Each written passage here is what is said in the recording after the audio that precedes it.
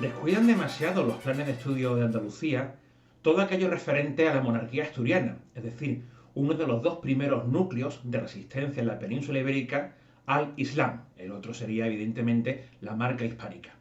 Pues bien, permitidme que os arroje algunas luces sobre esa monarquía asturiana, haciendo un recorrido por uno de los principales monumentos que vinculamos a esta monarquía, Santa María del Naranco, y lo haremos con las fotografías que pude sacar el 27 de diciembre de 2019 en este monumento. Para empezar, ¿de qué estamos hablando?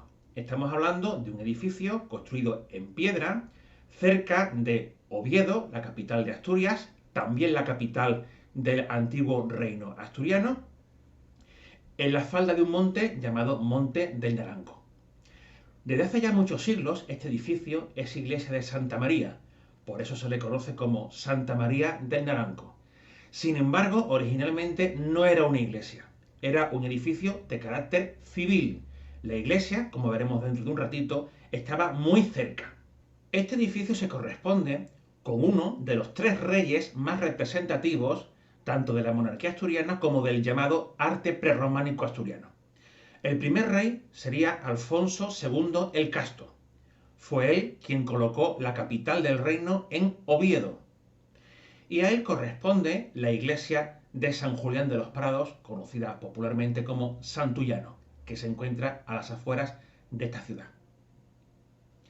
Ramiro I es su sucesor y va a reinar solamente durante algunos años, del 842 al 850. De tal manera que tenemos este edificio de Santa María del Naranco perfectamente ubicado en lo cronológico. Después de otro rey llamado Ordoño I, vendrá el tercer gran rey de la monarquía asturiana, Alfonso III. Con Alfonso III el reino tendrá su mayor expansión y ya a partir del año 900, cuando Alfonso es un rey bastante mayor, va a comenzar una importante expansión por lo que es el Valle del Duero, tras la cual el reino ya no volverá a ser lo que era, porque se convertirá más adelante en el reino asturrionés. Pero no vayamos hasta tan adelante en el tiempo. Quedémonos en estos años centrales del siglo IX, de 842 al 850. Los años de Ramiro I, que dan lugar al llamado arte ramirense, del cual precisamente Santa María del Naranco es la máxima representación. Hay que decir que estos años coinciden plenamente con los años de Abderramán II, el emir de Córdoba. Con Abderramán II es precisamente cuando comienza el claro proceso de orientalización de Al-Ándalus. Bueno, pues pensemos que lo que se está haciendo en época de Abderramán II es la primera ampliación de la mezquita de Córdoba. Una ampliación que es continuista con respecto a la aljama de Abderramán I, pero que ya presenta algunos elementos de especial suntuosidad, como el mihrab que hace Abderramán II. Está clarísimo que Al-Ándalus está viviendo un esplendor artístico, cultural en general, por supuesto también político y económico, que no admite ningún tipo de rival, y desde luego no lo es la pobre monarquía asturiana. Pero sin embargo, esta monarquía es de un gran interés y hace cosas que son muy ilustrativas de qué es lo que pensaba esta monarquía asturiana. Pensad que cuando se establece la monarquía, supuestamente el primer rey fue el vencedor en la batalla de Covadonga, don Pelayo. No sabemos si don Pelayo existió. En el caso de existir, desde luego, no fue un noble visigodo, como siempre se ha dicho. Seguramente fue un personaje local, un astur.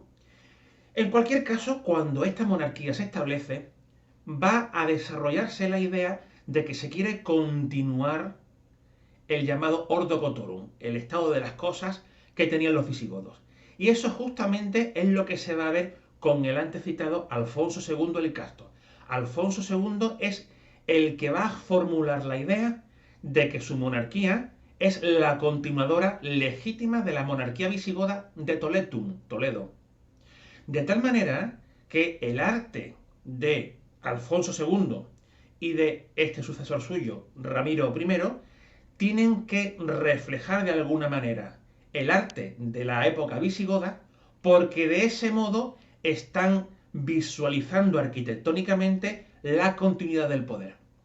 La idea es que el auténtico poder español no lo tienen los musulmanes que han establecido capital en Córdoba, lo tienen la corte de los asturianos, allí en Oviedo.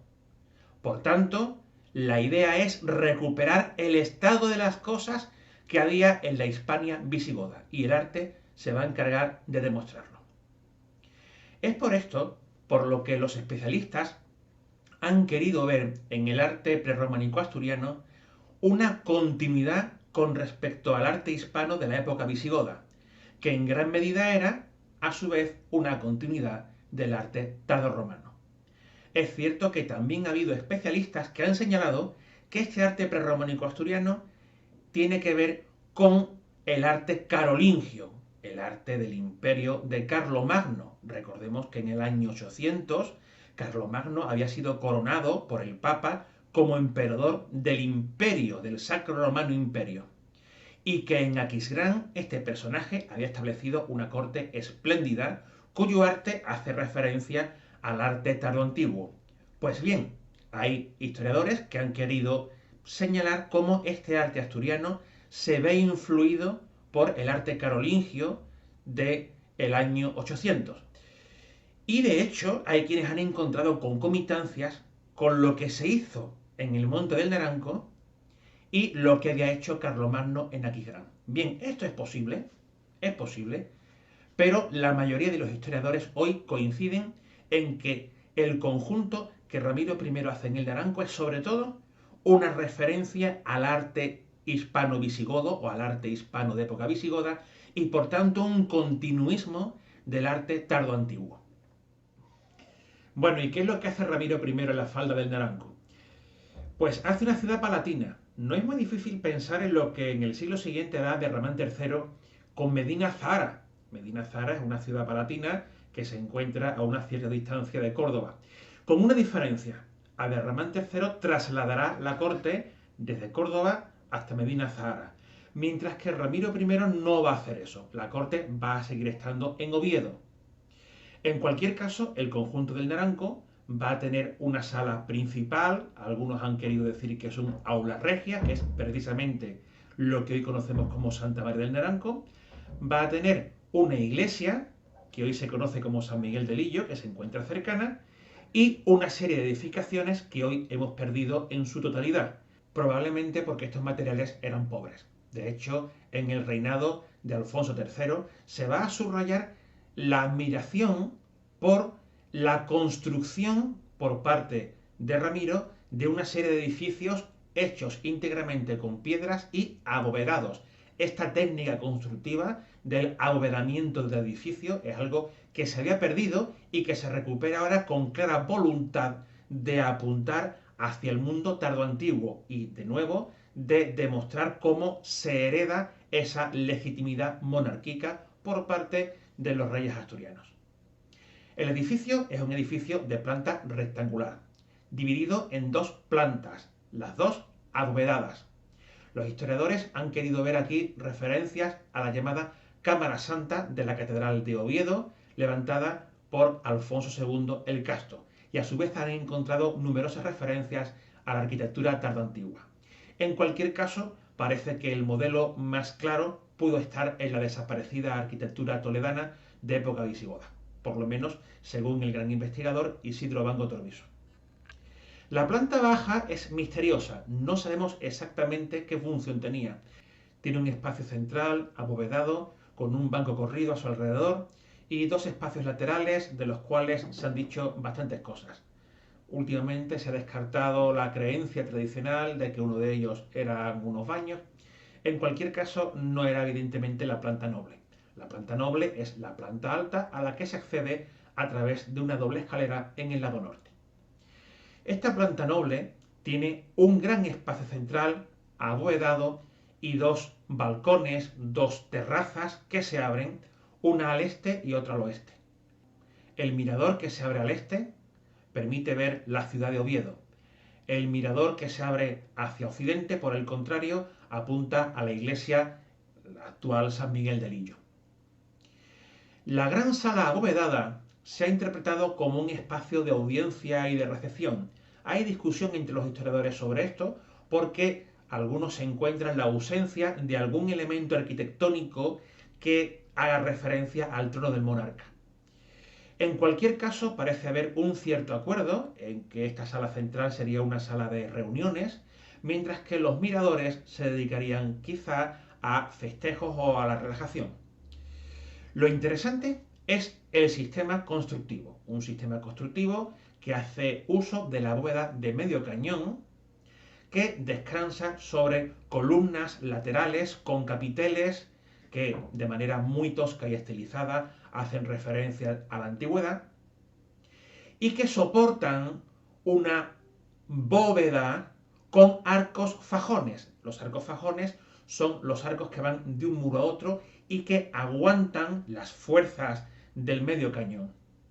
Este sistema constructivo, insisto, es una referencia al mundo tardoantiguo y según algunos historiadores, por determinadas cuestiones de articulación, pueden apuntar, pueden anunciar el arte románico, que será el arte que aparezca en toda la Europa cristiana ya a partir del siglo XI. Hay que destacar la presencia de decoración figurativa en los capiteles y en unos clípeos, en unos escudos tallados en la pared, que un poquito más adelante pasaremos a ver. Pero antes tenemos que hacer referencia a la sutil manera en la que el arquitecto ha colocado a diferente distancia cada uno de los arcos, de tal manera que se ejerce un juego visual de perspectivas para darle a la sala más profundidad de la que realmente tiene. Los arcos centrales son más altos, los arcos que se encuentran junto a los miradores son más bajos y se encuentran a menor distancia.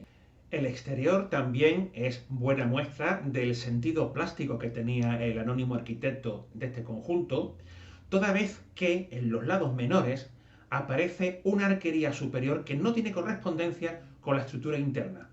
Hay unos arquillos triples que parecen apuntar a un tercer piso que no existe, sino que están ahí únicamente con objeto decorativo, para dinamizar el muro haciendo que sea menos pesado y para crear interesantes claroscuros. Los juegos de luces son bastante interesantes en este edificio. Por otra parte, los lados largos presentan un interesante ritmo de los contrafuertes que sujetan los arcos fajones, creando de nuevo una dinamización del muro que resta pesadez y otorga carácter rítmico al conjunto. El mismo sentido del ritmo lo encontramos en el uso del sogueado, que es un motivo decorativo con forma de cordón, un tanto tosco en su labra, que vamos a ver en todo el interior de Santa María del Naranco y también en San Miguel de Lillo. De nuevo, la intención del arquitecto es dinamizar visualmente los muros, restando pesadez. Hemos de atender igualmente a la interesantísima decoración figurativa que aparece en los muros de Santa María del Naranco.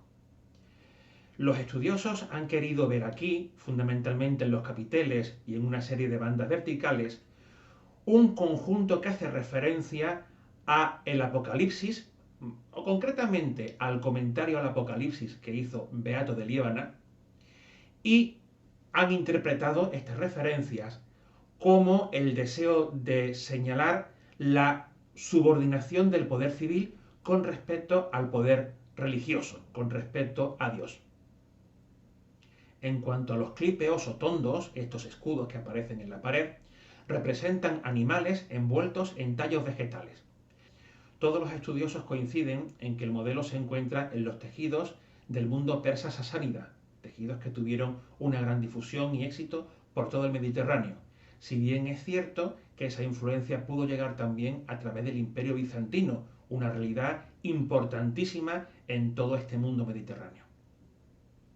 Si nos acercamos a los miradores, podemos recrearnos en esos capiteles, que en el fondo son capiteles de orden corintio, o en la labra muy decorativa de los fustes de las columnas. Y en el caso del mirador oriental podemos ver también una interesantísima ara, un altar. Bueno, vamos a confesarlo, lo que tenemos hoy es una reproducción. Pero nos interesa leer lo que dice su inscripción. Dice así: Cristo, Hijo de Dios, que entraste en el vientre de la Beata Virgen María sin la concepción humana y que has salido a la luz sin mancillarla. Tú, que por medio de tu siervo, el glorioso príncipe Ramiro, junto con la reina paterna, su esposa, reconstruiste esta mansión derruida por su vetustez, y que levantaste por ellos esta ara de bendición, en este lugar suyo, a la gloriosa Santa María, escúchalos desde tu morada de los cielos y perdónales sus pecados. Tú que vives y reinas por los siglos infinitos de los siglos. Amén.